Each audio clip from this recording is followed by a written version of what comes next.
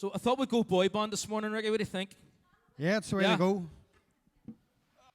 So do you want to sing the first verse there for us, or no? I'll give it a miss.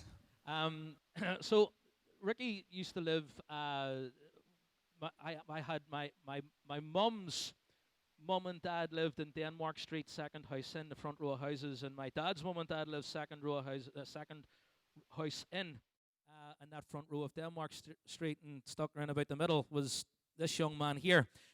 So we used to go down Shankill Estate every weekend and that there, and sometimes we'd have knocked about out in the front. There was this field where the old people's home now is, and there was this stone. I don't know how it got there. It was like a bit of concrete, but it was like a ramp, so you could have shot your bike up it or run up it and done this jump in the field out the front and running about the muck hills as they were then.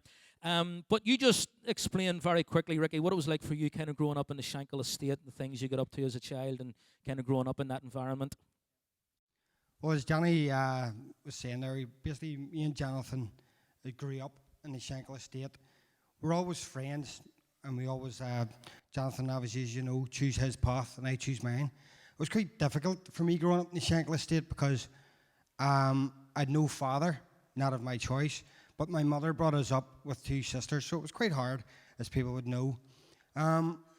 Growing up in the Shankill Estate, I always thought I was the man of the family, always growing up. I had to show my mum what to do. But at an early age, I was still sent to Sunday school on a Sunday. St. Denis, it's no longer there, but was never allowed out on a Sunday. Never. All the friends used to call and, Ricky, you coming out? No, you're not allowed out. So I always did think that I had God in my heart somewhere down the line. So growing up, obviously, growing up with Jonathan and that and different other ones, I always knew the path I was going to choose was going to be different from everybody else. I always thought it was different, never knew what it was. So basically, at 9, I was picked to go to America.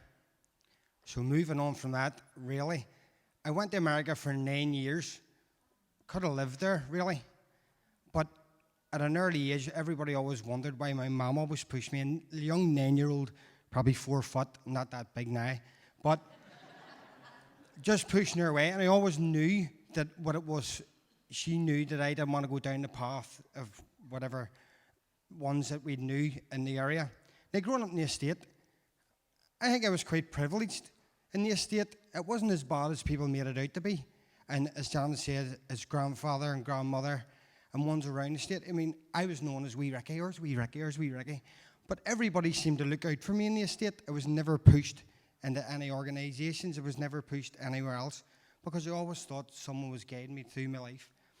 And I'll be honest with you, I've had a real great life. I met a beautiful wife. I've had 2 children and a granddaughter. But going forward, I choose things that was different from everybody. At 21, I never told my mum that I was going to go into the army. Never told anybody. Just one day, just decided to jump on a bus and go down to Palace Barracks. Had enough. I sort of seen what way my friends were going, and I wasn't going that way. Basically because I didn't want to do, but basically what my father had done. I'd never met him, but my mum had always drove it into me. Don't be going that route, son. So I didn't. So basically, I went to the army, and basically, I went in 95, 96, and got out in 2008. I basically pushed almost 11 years out of the army. How I did it was beyond me because I was that rocket, so I was. But basically, in the army, sometimes I was based in Portadown and then went to South Armagh, which was, to me, it was terrible. I just couldn't believe that we were actually going from, Portadown was called Slippery City, but Armagh was like, you know, you were going, but there was padres within the army, and I was always amazed from going to Ballymena, listening to these guys talking, going to the Portadown. Yes, we did have services. It was unbelievable. There were services on Sunday. You could go to them if you wanted to. But when I went to Armagh, it was a different situation because when you were going to Armagh and you were going on apps all around Northern Ireland, on the helicopters, wherever you were going, VCP, South Armagh, But when you come in, you always sit, and I always wondered when I came in, you used to sit and you were talking about God, but it's only when you're on the operation you're realizing He's actually praying for us here. We're going into somewhere that we don't know who's going or who's coming back. But again, I always thought something was with me going there, always did. But getting back to come to this church, so basically I got out in 2008, and believe me, I'd seen many of friends, obviously they were institutionalized, been in the army so long, I had friends that had took their lives, I had friends that went a different path, even went into organizations, you're like, what the heck? But me, I didn't. I was a driver. I ended up, believe it or not, going tailing. I trained myself to tail through the army. Tail was quite good.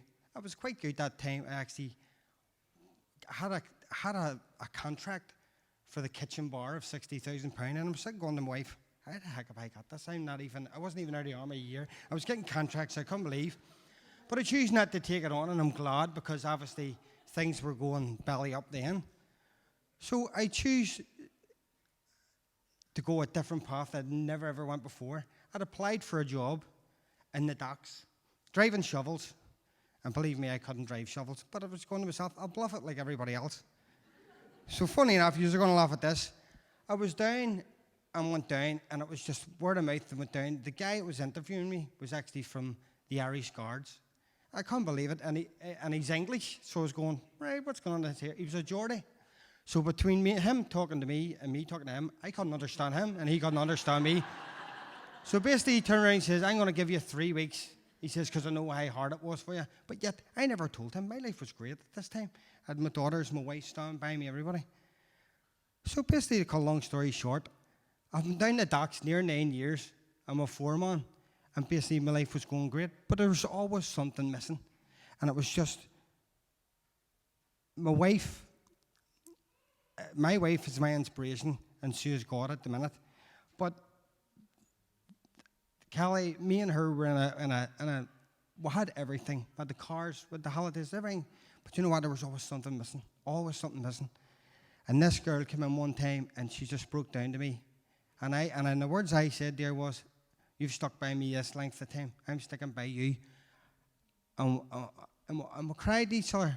But the next day we says, we need something else. And what it was God. It was as simple as that.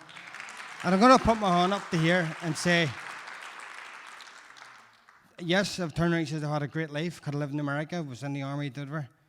But just this last 4 months that we've been coming here and thinking about where we were going, it's been inspirational. It really has. And I thank my wife, and I thank the church, and I thank everybody in here. God bless you all for basically the new life that I'm going to begin, and I look forward to walking forward with it. So I appreciate that, Sean, and thank you very much for calling me up. Ricky, thank you so much. Appreciate it. Thank you. And you can connect with Ricky or with Kelly, the two of them, great people.